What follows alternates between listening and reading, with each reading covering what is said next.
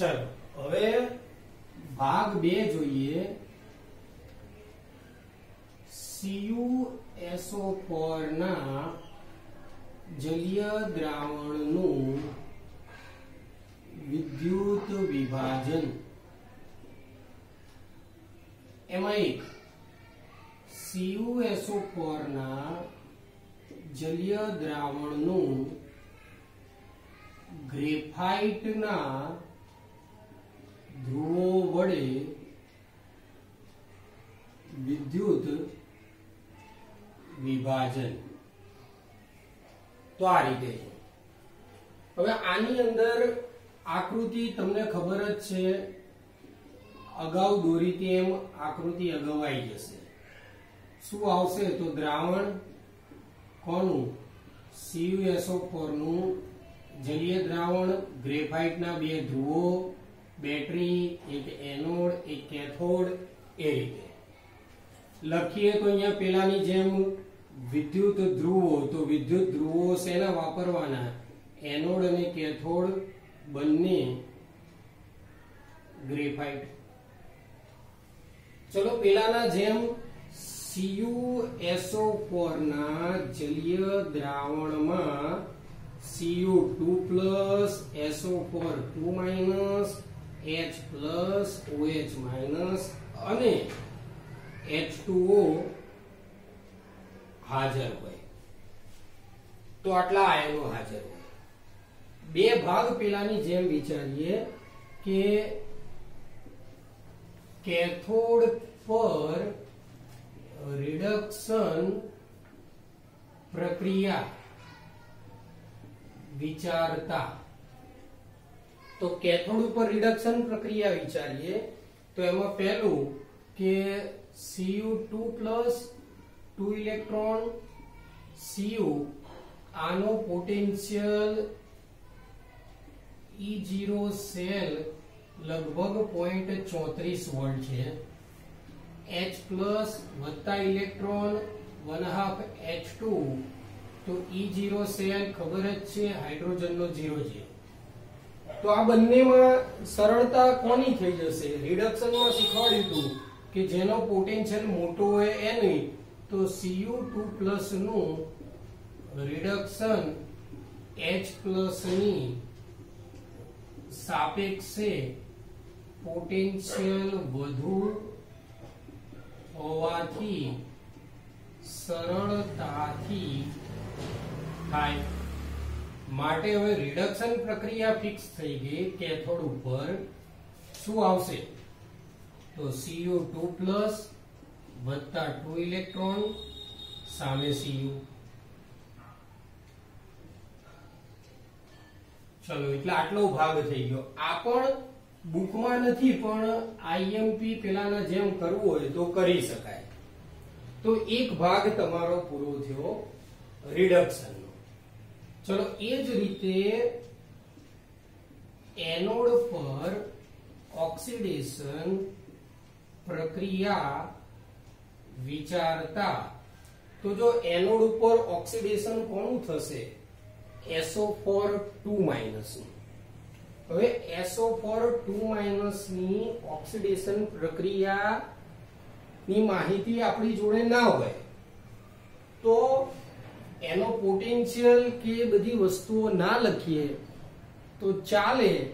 તો અહીંયા સીધું જ લખી દેવાનું, વિચારતા SO4 2- ની સાપેક્ષે H2O નું ઓક્સિડેશન સરળતાથી થાય છે। કેમ કે ઓક્સિડેશન પોટેન્શિયલ બધાના તમે જો યાદ કરવા જશો તો પ્રશ્નોમાં ખોવાઈ જશો। એના કરતા જે આ તો આવે જ છે આપણે યાદ રાખવાનું, આમાં પ્રક્રિયાને બધું લખવું એના કરતા સીધું સરળતાથી થાય છે। માટે સીધું જ ઓક્સિડેશન એનોડ પ્રક્રિયા કઈ આવશે યાદ કરી લો, H2O નું સરળતાથી, એટલે H2O સામે શું હતું 2H વત્તા 2 ઇલેક્ટ્રોન પ્લસ 1/2 O2। તો આ બે ભાગ આવે। હવે કુલ પ્રક્રિયા અહીંયા લખીએ કે કુલ પ્રક્રિયા એનોડ ઉપરની પ્રક્રિયા કઈ તો H2O સામે 2H plus 2 electron plus 1/2 O2 અને કેથોડ ઉપરની પ્રક્રિયા કઈ તો કેથોડ ઉપર Cu2 પ્લસ વત્તા 2 ઇલેક્ટ્રોન સામે Cu ઇલેક્ટ્રોન ગયા ટોટલ પ્રક્રિયા લખીએ તો H2O Cu2 પ્લસ સામે 2H પ્લસ વત્તા Cu પ્લસ 1/2 O2. ચલો હવે આગળ વાત કરીએ તો આમાં ધ્રુવો પર મળતી નિપજો તો નિપજોની વાત કરીએ તો એનોડ ઉપર કઈ નિપજ મળે તો 1/2 O2 એટલે O2 વાયુ ઓક્સિજન વાયુ અને કેથોડ ઉપર શું મળશે કોપર ધાતુ પેલામાં છેલ્લે યાદ હોય તો એવું લખાયું હતું કે Na+ ને OH- ભેગા થાય આ તે એમ આમાં પણ થોડું નોંધ જેવું લખીએ કે SO4 2- પ્રક્રિયામાં વપરાય નહીં અને ઓક્સિડેશન પ્રક્રિયામાં H+ ઉત્પન્ન થાય માટે આ ઉત્પન્ન થયેલો H+ જેને આપણે 2H+ લખીએ જે અહીંયા ઉત્પન્ન બી થયેલો છે અને નથી વપરાયો એ SO4 2- આ ભેગા થઈ અને બનાવશે H2SO4 H2SO4 બને તો દ્રાવણ શું થશે એ દ્રાવણ એસિડિક થશે દ્રાવણ એસિડિક થશે તો pH નું મૂલ્ય શું થશે ઘટશે તો જેમ પેલો અગાઉનો હતો પ્રશ્ન એવો ને એવો જ પ્રશ્ન CuSO4 માટે આ બુકમાં નથી પણ કદાચ પૂછી કાઢે તો CuSO4 માં ટોટલ 2 વિદ્યુત વિભાજન છે એક તો આ જોઈ લીધું બીજું તમે 10મામાં શીખી ગયા છો અને ચેપ્ટર 5 કે ચેપ્ટર 6 ની અંદર પણ ચેપ્ટર લગભગ 6 માં આ ફરીથી બધી વિદ્યુત વિભાજનની વાર્તા આવશે એવી ને તો આને બરોબર જોઈ લો એનોડ ઉપર વાયુ કેથોડ એનોડ કેથોડની નિપજો ખાસ બીજું ધ્રુવો પર પ્રક્રિયા એવું બધું પરીક્ષામાં પૂછાય પણ પેલો અગાઉ હતો એ મોસ્ટ આઈએમપી હતો આ થોડો ઘણો આઈએમપી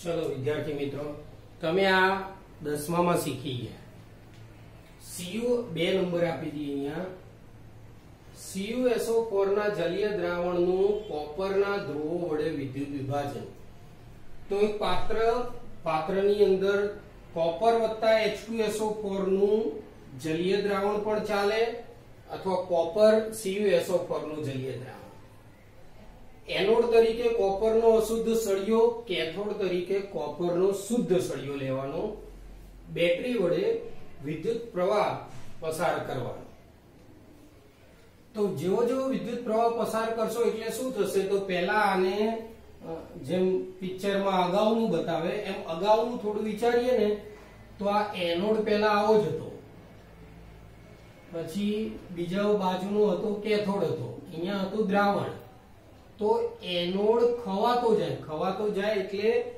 એનોડ ઉપર કોપરની ઓક્સિડેશન પ્રક્રિયા થાય Cu2 2 ઇલેક્ટ્રોન છૂટા પડે પણ આ કોપર કેવો હતો અશુદ્ધ હતો એટલે અહીંથી આ સળિયો પહેલા આવો જાડો જ હતો પણ કોપર છૂટા પડ્યા Cu2 છૂટા પડી બધા Cu2 ક્યાં જશે દ્રાવણમાં જશે કેથોડ ઉપર એનાથી ઊંધી પ્રક્રિયા થશે જેટલા Cu2 દ્રાવણમાં છે એ બધા કેથોડ ઉપર જશે ત્યાં 2 ઇલેક્ટ્રોન મેળવી અને કોપર બનાવશે પણ એ કોપર બનશે શુદ્ધ એટલે વિચાર કરો કે અહીંથી અશુદ્ધ કોપર તૂટી નીચે પડશે શુદ્ધ કોપર સામે જમા થશે. ઇલેક્ટ્રોન ક્યાં જશે? તો ઇલેક્ટ્રોન ઉપર વાયરમાં જતા રહેશે.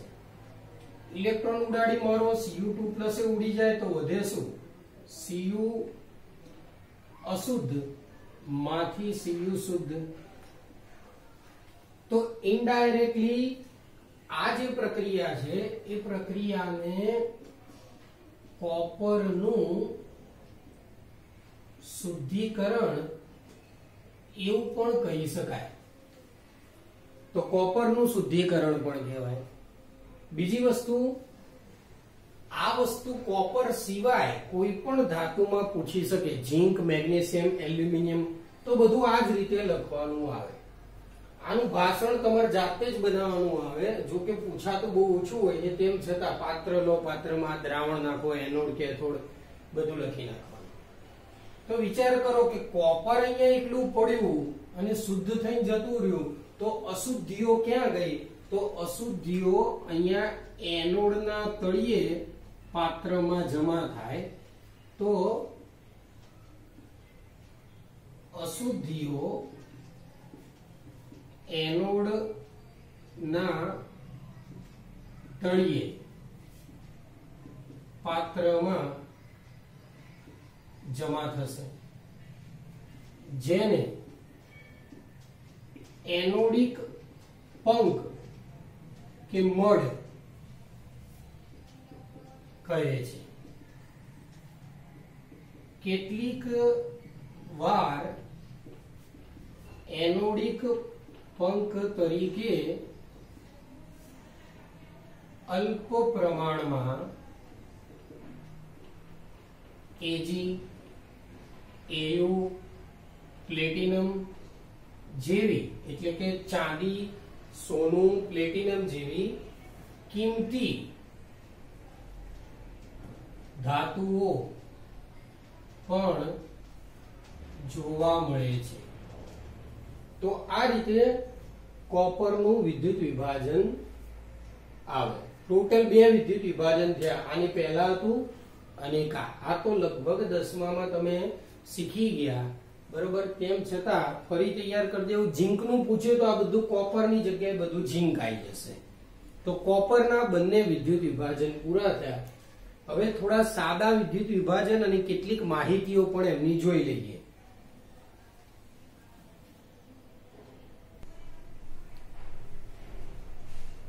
ચલો, એક જોઈએ સલ્ફ્યુરિક એસિડનું વિદ્યુત વિભાજન. H2SO4. એમાં એક ભાગ પાડી દીધો, H2SO4 ની સાંદ્રતા ઓછી હોય.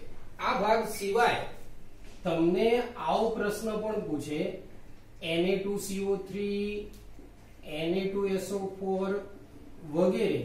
એટલે કે આપણે જે ચર્ચા નથી કરી એવા કોઈ પણ પૂછે તો શું કરવાનું? તો તમારે આ રીતે કરવાનું આવશે કે એનોડ અને કેથોડ બધામાં ગ્રેફાઇટ બતાવી દેવાના. ચલો, કેથોડ માટે કેથોડ પર રિડક્શન પ્રક્રિયા એ કઈ આવશે? તો આમ તો રિડક્શન પ્રક્રિયા કઈ આવે? H2SO4 ની પર્ટિક્યુલર વાત કરીએ તો કઈ આવશે? H2O વાળી આવશે. H2O ની રિડક્શન પ્રક્રિયા યાદ કરી લો. H2O 2H2O વત્તા 2 ઇલેક્ટ્રોન. આ યાદ રાખજો કે બધામાં દર વખતે પાણીની રિડક્શન પ્રક્રિયા આ જ લખીએ.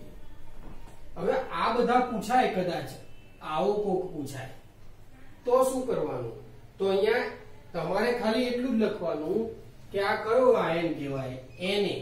તો Na+ કરતા પાણીની રિડક્શન પ્રક્રિયા સરળ થાય છે. આમાં બી Na+ કરતા પાણીનું રિડક્શન સરળતાથી થાય છે. કદાચ આવું કીધું હોય K2SO4 તો શું લખવાનું આવે? K+ કરતા પાણીનું રિડક્શન સરળતાથી થાય છે. ટૂંકમાં પાણીની જ રિડક્શન પ્રક્રિયા બતાવવાની.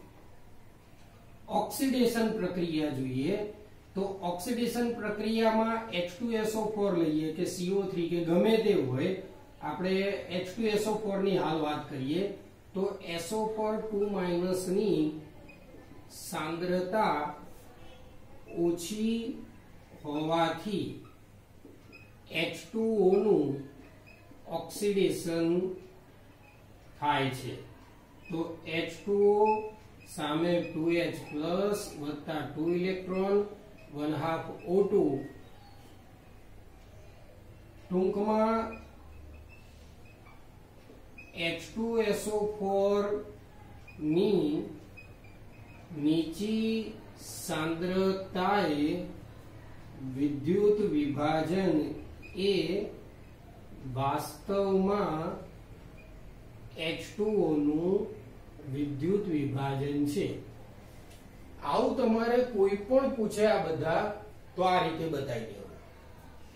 હવે એક નાનો અમથો ટોપિક છે કે H2SO4 ની ઊંચી સાંદ્રતા એટલે કે H2SO4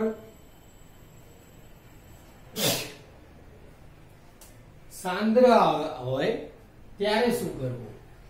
તો ફરીથી એનોડ અને કેથોડ ગ્રેફાઇટ, કેથોડ ઉપર પ્રક્રિયા બધી એવી ને એવી લેવી.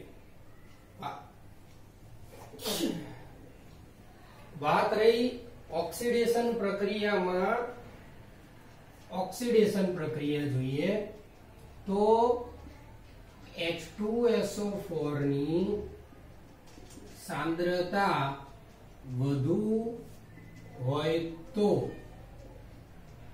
એનોડ પર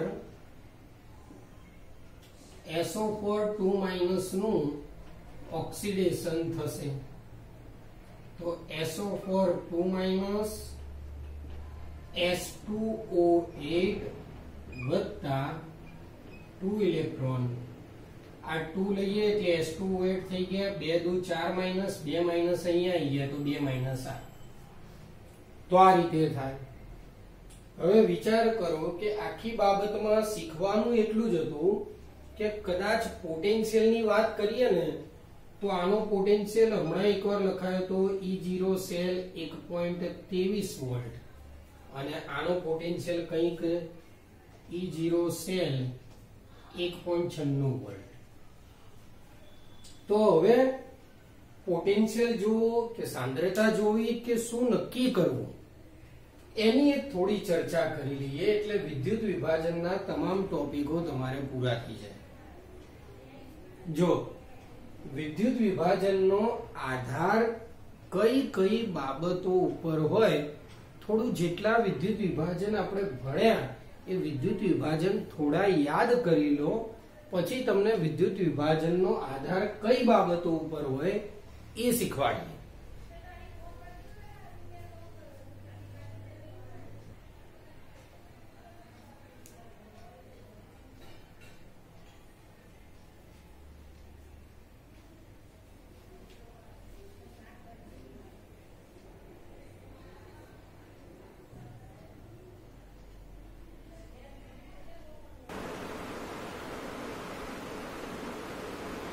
ચલો, વિદ્યુત વિભાજનની નિપજનો આધાર એવો મુદ્દો તમને કીધો. ટોટલ આટલા મુદ્દા છે. એમાં વિદ્યુત વિભાજિત પદાર્થના સ્વભાવ પર પદાર્થ કયો છે, કોપર, NaCl કે ગમે તે. બીજો મુદ્દો આપણે આ પહેલો છે, જોડે જોડે સીધો છેલ્લો પણ લઈ લઈએ. પાંચમો મુદ્દો વિદ્યુત વિભાજ્યની સાંદ્રતા ઉપર. NaCl માં જોયું હતું મંદ હોય તો શું આવે અને સાંદ્ર હોય તો શું આવે. એ જ રીતે છેલ્લું ઉદાહરણ પેલું SO4 વાળું પણ જોઈ લીધું હતું, H2SO4. ઉપયોગમાં લીધેલ વિદ્યુત ધ્રુવો, વિદ્યુત ધ્રુવોના પ્રકાર, સક્રિય ધ્રુવો, નિષ્ક્રિય ધ્રુવો. જેમ કે કોપરમાં બે ભાગ હતા, ગ્રેફાઇટ વાળું કોપરનું વિદ્યુત વિભાજન જુદું હતું અને પેલું એનોડિક પંખ વાળું જુદું હતું. ત્રીજો મુદ્દો ઓક્સિડેશન કરતા અને રિડક્શન કરતા પદાર્થો કયા કયા, એટલે આપણે પેલું શીખવાડી દીધું આની સાપેક્ષે આનું સરળતાથી થાય ને આ અને તે. અને ચોથો, પાંચમો મુદ્દો તો આગળ આવી ગયો. ચોથો મુદ્દો વિદ્યુત ધ્રુવ પોટેન્શિયલ ઉપર. ઘણીવાર પોટેન્શિયલના આધારે ઓક્સિડેશન કે રિડક્શન નક્કી થતું હોય, પણ આ બધી જ બાબતોનો સમન્વય કરીને વિદ્યુત ધ્રુવો પર નિપજો મેળવવામાં આવતી હોય.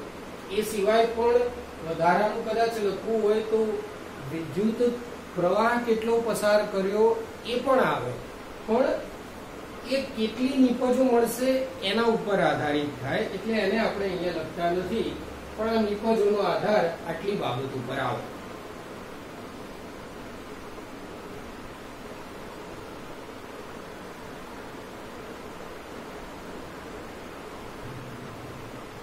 ચલો હવે ટોપિક પાછો વિદ્યુત વિભાજનના ઉપયોગો. પ્રયોગશાળામાં જુદા જુદા પ્રક્રમ એટલે પ્રક્રિયાઓ કરવા માટે, રાસાયણિક ઉદ્યોગોમાં થાય કઈ રીતે, તો ધાતુઓ જેવી કે સોડિયમ, મેગ્નેશિયમ, એલ્યુમિનિયમ વગેરે મેળવવા, જેમ કે આપણે NaCl નું પીગલિત વિદ્યુત વિભાજન જોયું હતું. એ કે ઘણીવાર આપણને યોગ્ય ઓક્સિડેશન કરતા કે રિડક્શન કરતાની ખબર નહીં હોતી, તો એ ઓક્સિડેશન કરતા અને રિડક્શન કરતા મેળવવા માટે પણ વિદ્યુત વિભાજનની મદદથી ખબર પડી જાય. ધાતુના શુદ્ધિકરણમાં જેમ કે એક પ્રશ્ન શીખી ગયા હતા, કોપરનું શુદ્ધિકરણ. છેલ્લો મુદ્દો, ધાતુમાં ઢોળ ચડાવવા, અથવા એવું પણ કહેવાય કે એક ધાતુ પર બીજી ધાતુ નિક્ષેપિત કરવા. એટલે એક ધાતુ પર બીજી ધાતુ તમે ચડાવો, જેમ કે ચાંદી પર સોનાનો ઢોળ ચડાવો, અથવા લોખંડ ઉપર મેગ્નેશિયમ કે ઝીંકનો ઢોળ ચડાવો જેથી કાટ ના લાગે, તો આ બધી વિદ્યુત વિભાજનના ઉપયોગો આવે. તો લગભગ વિદ્યુત વિભાજનનો ટોપિક અડધા ઉપરનો અહીંયા પૂરો થાય. આના દાખલા પણ જોઈશું અને કેટલીક નાની બાબતો રહી ગઈ છે એ પણ ચેક કરી જોઈશું. તો આને બી લખી નાખો.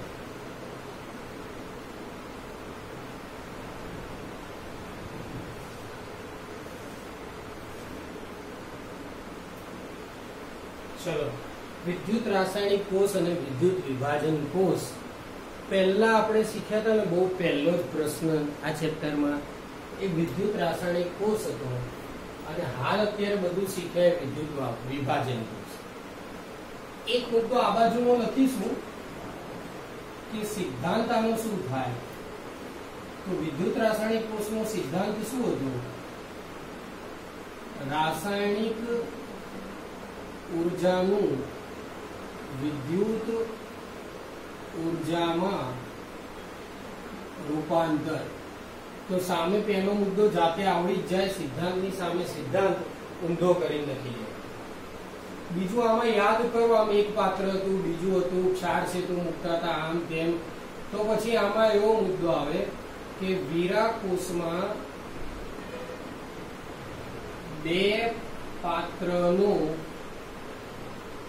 ઉપયોગ થાય છે. તો આમાં શું આવશે? બે ની જગ્યાએ આવશે આપણે એક જ પાત્રમાં બંને કામ કરતા. આમાં ક્ષાર સેતુ નો ઉપયોગ થાય છે. આમાં ક્ષાર સેતુ નો ઉપયોગ થતો નથી. બીજું કે વીરા કોષમાં ઓક્સિડેશન પ્રક્રિયા થાય તે એનોડ અને રિડક્શન પ્રક્રિયા થાય તે કેથોડ.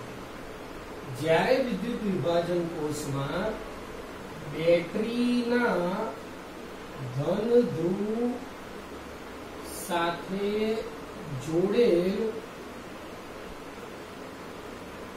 એનોડ કે જ્યાં ઓક્સિડેશન પ્રક્રિયા થશે અને બેટરીના ઋણ ધ્રુવ સાથે જોડેલ એ હોય કેથોડ કે જ્યાં રિડક્શન પ્રક્રિયા થશે.